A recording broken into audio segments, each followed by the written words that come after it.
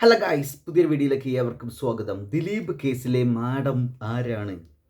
എന്താ ആൾക്കാർക്കൊന്നും അറിയാത്ത പോലെയാണല്ലോ സംഭവം. ഒരാൾ പേര് തുറന്നു പറയുന്നില്ല. ഇവിടെ അതിജീവിത അതിജീവിതയ്ക്കൊപ്പം തന്നെയാണ് കേട്ടോ എല്ലാവരും നമ്മൾ നിൽക്കേണ്ടത് അതിജീവിതയ്ക്കൊപ്പം തന്നെയാണ്. പക്ഷേ നമ്മൾ രണ്ട് തരത്തിലുള്ള നീതി കാണിക്കുക എന്ന് പറഞ്ഞ സംഗതി ഉണ്ടല്ലോ, അതാണ് ഇവിടുത്തെ ഒരു വിഷയം. അപ്പോൾ ഞാനിവിടെ പറഞ്ഞു വരുന്നത്, അതിജീവിതയ്ക്കൊപ്പം എന്ന് പറഞ്ഞിട്ട് അതിജീവിതയുടെ ഫോട്ടോ ഒന്നും ഇടാൻ പാടില്ല, കാണിക്കാൻ പാടില്ല എന്ന് സംഭവം നിയമമുണ്ട്. എന്നിട്ട് ഇവിടെ ആളുകളൊക്കെ ഫോട്ടോ കാണിച്ചിട്ടാണ് അതിജീവിതയ്ക്കൊപ്പമായിട്ടൊരു സംഗതി ചെയ്യണത്. ഇവിടെ രാഹുൽ ഈശ്വറിനെ ആളുകൾ അറസ്റ്റ് ചെയ്ത് കൊണ്ടുപോകാനുള്ള കാരണം എന്തായിരുന്നു? അതിജീവിതയുടെ ഐഡൻറ്റിറ്റി വെളിപ്പെടുത്തി എന്ന് പറഞ്ഞിട്ടാണ്. രാഹുൽ മാങ്കൂട്ടത്തിൻ്റെ കേസ് മറന്നിട്ടില്ലല്ലോ. ഇലക്ഷൻ കഴിഞ്ഞു എന്നുള്ളതുകൊണ്ട് അത് മറന്നു പോയിരുന്നിട്ടോ. ഇവിടെ പൾസർ സുനി പറഞ്ഞൊരു സാധനം, ഗൂഢാലോചന ആര് കാരണം കൊണ്ടാണ്? ദിലീപ് കാരണം കൊണ്ടാണെന്നുള്ളതുകൊണ്ടാണല്ലോ, അങ്ങനെ പറഞ്ഞു എന്നുള്ളതുകൊണ്ട് ആണല്ലോ ഇത്രയും ദിലീപിനെ കൊണ്ട് അകത്തിട്ടത്. അങ്ങനെയാണെങ്കിൽ ഒരു കാര്യം പറയട്ടെ കേസേ, ഇപ്പോൾ പറയുന്നതല്ലോ മാഡമാണ് ഇതിൻ്റെ പിന്നിലിന്ന്, ഗൂഢാലോചനയ്ക്ക് പിന്നിലിന്ന്. അപ്പോൾ ആളുകൾ എന്താ അത് വിശ്വസിക്കാത്തത്? അത് നമുക്ക് വേണ്ടത് മാത്രമേ നമ്മൾ വിശ്വസിക്കുള്ളൂ, അല്ലാത്ത വിശ്വസിക്കൂല അല്ലേ? കാരണങ്ങൾ വേണമെന്നോ ലോജിക്ക് വേണമെന്നോ റാഷണൽ തിങ്കിങ് വേണമെന്നോ ഒന്നുമില്ല. നമുക്ക് ഒരു ബ്ലൈൻഡായിട്ട് ഇങ്ങോട്ട് വിശ്വസിക്കും, അന്ധവിശ്വാസങ്ങൾ അതിൽ വിശ്വസിക്കുന്ന പോലെ അല്ലേ? കാരണം നമ്മുടെ തലയുടെ ഉള്ളിൽ തലച്ചോറല്ല, പട്ടിത്തീട്ടാണ്. അതിൻ്റെ കാര്യമായിരിക്കും.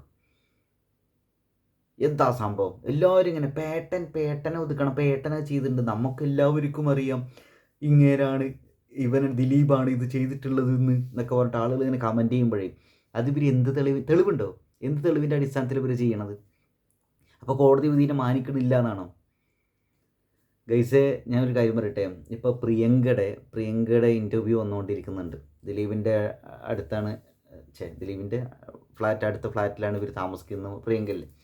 അപ്പോൾ അവർ കുറേ കാലമായിട്ട് അറിയുന്നതാണ് ആ ഫാമിലീനെ, കാര്യങ്ങളൊക്കെ സംഭവങ്ങളൊക്കെ ഇങ്ങനെ പറയും. അതിൻ്റെ താഴെ എത്ര നെഗറ്റീവ് കമൻസാണ് വന്നുകൊണ്ടിരിക്കുന്നത് പ്രിയങ്കയ്ക്കെതിരെ. അതേപോലെ തന്നെ അമ്മയിൽ തിരിച്ച് എടുക്കാനുള്ള ശ്രമം നടന്നു പോകുമ്പോൾ പലരും അത് പേര് ഞാൻ പറയില്ല, പലരും അതൊന്ന് രാജിവെക്കുമെന്ന് പറയുന്നു, മൂപ്പരെ തിരിച്ചെടുക്കരുത് എന്ന് പറയുന്നു. ശരിയാണ്, അതിജീവിതയ്ക്കൊപ്പം സംഭവം ശരി. അതിജീവിതയ്ക്കൊപ്പം എന്ന് ചുമ്മാ പറഞ്ഞിട്ട് മാത്രം കാര്യമില്ല. അതിജീവിതയ്ക്ക് വേണ്ടിയിട്ട് ഇവർ എന്താണ് ചെയ്തു കൊടുത്തിട്ടുള്ളത്? അതാണ് മനസ്സിലാവാത്തത്. പിന്നെ ചില ആളുകൾ അതിജീവിതയ്ക്കൊപ്പം എന്ന് പറഞ്ഞിട്ട് അവരെ സപ്പോർട്ട് ചെയ്യാൻ വേണ്ടി നിൽക്കുന്ന ആളുകൾ കാണിക്കുന്ന കള്ളത്തരം ഉണ്ടല്ലോ. ഇപ്പോൾ പറയില്ലേ, വേടനൊപ്പം നിന്നിട്ട് ചിരിച്ചും കളിച്ചിട്ട് ഫോട്ടോയ്ക്ക് പോസ് ചെയ്യും, വേടൻ സ്റ്റേറ്റ് അവാർഡ് വാങ്ങിക്കൊടുക്കും, ഇതൊക്കെ ചെയ്യും. അപ്പോൾ വേടനൊരു അതിജീവിതം ഉണ്ടായിരുന്നല്ലോ, വേടൻ കേസുമായി ബന്ധപ്പെട്ട്. ആ അതിജീവിതയ്ക്കൊപ്പം നിൽക്കൂല അല്ലേ? അപ്പോൾ ആരാണോ അതിൽ വില്ലൻ, ആരാണ് അവിടെ തെറ്റ് ചെയ്തിട്ടുള്ളത്, ആരാണ് ക്രിമിനൽ ഒഫൻസ് ചെയ്തിട്ടുള്ളത്, അയാളെ സപ്പോർട്ട് ചെയ്യും, അതായത് വേടനെ സപ്പോർട്ട് ചെയ്യും. ഇവിടെ ദിലീപിനെതിരെ തെളിവ് പോലും ഇല്ല, എന്നാലും എന്ത് ചെയ്യും? ദിലീപ് കുറ്റക്കാരാണെന്ന് വിധിക്കും, എന്നിട്ട് അതിജീവിതയുടെ കൂടെ എന്ന് പറയും. അപ്പോൾ ഇതാണ് എനിക്ക് മനസ്സിലാവാത്തത്. ഇതിനെന്താ പറയുക? ഇതിന് മലയാളത്തിൽ എന്താ പറയുക ഗൈസ്? തെളിവില്ലാതെ ഒരു മനുഷ്യൻ കുറ്റവാളിയാണ് നമ്മൾ വിധിക്കും, നമുക്ക് എന്താ അവകാശമുള്ളത്? അതാണ് മനസ്സിലാവാത്തത്. എന്നൊരാൾ നമുക്ക് എല്ലാവർക്കും അറിയാം ദിലീപാണ് കുറ്റക്കാരൻ, ആരാണ് പിന്നിൽ നിന്ന്. ആരെയും എല്ലാവർക്കും അറിയാമെന്ന് പറയണത്, എല്ലാവരും പറഞ്ഞ ആര്? ലോകത്തെ ആളുകളെ മൊത്തം അവർക്ക് മൊത്തത്തിൽ എൻ്റെ കൈപ്പിടിയിലാണ്, ഞങ്ങളുടെ ചിന്തകൾ ഇങ്ങനെയാണെന്ന് കൊണ്ട് പറയണതാണ്. തെളിവ് എവിടെ? വേടൻ എന്തുകൊണ്ട് ഇപ്പോഴും ആളുകൾ സപ്പോർട്ട് ചെയ്യുന്നു? അപ്പോൾ ആ ഡോക്ടർ ഒന്നിലധികം കേസുകൾ വന്നല്ലേ വേട്ടനെതിരെ. അപ്പോൾ അതൊന്നും ഇവിടെ ആളുകൾക്ക് വിഷയമല്ല. അപ്പോൾ വേടൻ്റെ കൂടെയാണ് ആളുകൾ അല്ലേ?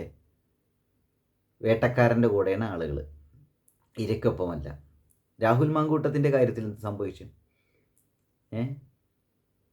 അപ്പോൾ ഇതാണ് കാര്യം. ഇത് കൊടിയുടെ നിറം കണ്ടിട്ട്, അല്ലെങ്കിൽ കാണുന്നവനെ അപ്പാന്ന് വിളിക്കണ ഒരു സ്വഭാവം കാണിക്കുക, ഇതൊക്കെയാണ് ഇപ്പോൾ ട്രെൻഡ് എന്നല്ല. ഇതാരും ഇതിനെ ചോദ്യം ചെയ്യാൻ ആരും ഇവിടെ ഇല്ല. കാരണം എന്താ വെച്ചാൽ അങ്ങനെ ചോദ്യം ചെയ്തിട്ടുണ്ടെങ്കിൽ ഇപ്പോൾ വേറെ കുറേ എന്താ പറയുക, ജനസമ്മതി കുറയുന്നുണ്ടായിരിക്കും, സപ്പോർട്ട് കുറയുന്നുണ്ടായിരിക്കും അല്ലേ? അല്ലെങ്കിൽ അവർക്ക് കുറേ അവസരങ്ങൾ കുറയുന്നുണ്ടായിരിക്കും, ഇതൊക്കെ ആയിരിക്കും. എന്തായാലും അഖിൽമാരാറെ പോലുള്ള ആളുകൾ, ഇപ്പോൾ അഖിൽമാരാർ ദിലീപിനെ തുടക്കം മുതലേ സപ്പോർട്ട് ചെയ്യുന്ന ആളാണ്. ഞാനിപ്പോൾ ഒരാളെ സപ്പോർട്ട് ചെയ്യാൻ രീതിയിലല്ലാട്ടോ പറയുന്നത്. എൻ്റെ പോയിൻ്റ് എന്താ വെച്ചാൽ, എന്തുകൊണ്ടാണ് കോടതി വിധിയെ ആളുകൾ മാനിക്കാതിരിക്കുന്നത്? എന്തുകൊണ്ടാണ് ഡബിൾ ഡാഡി സിൻഡ്രോം കാണിക്കുന്നത്? ഇതൊക്കെയാണ് എൻ്റെ പോയിൻ്റ്, അത്രയേ ഉള്ളൂ. അപ്പോൾ ഞാനിവിടെ പറഞ്ഞ കാര്യം, അഖിൽമാരാർ മൂപ്പരുടെ ആ ഒരു നിലപാടിൽ ഉറച്ചു നിൽക്കണം. അഖിൽമാരാറിനെ എയറിൽ കയറ്റുകൊണ്ടിരിക്കുകയാണ് ആളുകൾ. അപ്പോൾ നമ്മൾ വിചാരിക്കുന്ന പോലെ ഒരാൾ അഭിപ്രായം പറയണമെന്ന് നമ്മളാണ്ട് പ്രതീക്ഷിക്കാമല്ലേ? അത് ശരി. ഒരാളുടെ തലച്ചോറിൻ്റെ ഉള്ളിൽ കയറിയിട്ട് നിയന്ത്രിക്കാൻ നിൽക്കരുത്. മനസ്സിലാവുന്നുണ്ടോ? അത്രയേ ഉള്ളൂ കാര്യം. അവരവർക്ക് അവരുടേതായ അഭിപ്രായങ്ങളുണ്ട്, അവരുടേതായ ബുദ്ധിയുടെ നിലവാരമൊക്കെ വെച്ചിട്ട് അവർ സംസാരിക്കും.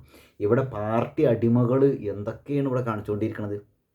പാർട്ടി അടിമകൾ വീഡിയോ സീനൊക്കെ കണ്ടിട്ടുണ്ടെങ്കിൽ റിപ്പോർട്ടർ ചാനൽ, എൻ്റെ ഗൈസ്, റിപ്പോർട്ടർ ചാനൽ ഇവന്മാർ കാശുണ്ടാക്കാൻ വേണ്ടിയിട്ട് ഈ മാധ്യമങ്ങൾ റിപ്പോർട്ടർ ചാനലൊക്കെ ചെയ്യുന്ന കുറേ കളികളുണ്ട് ഇതിൽ.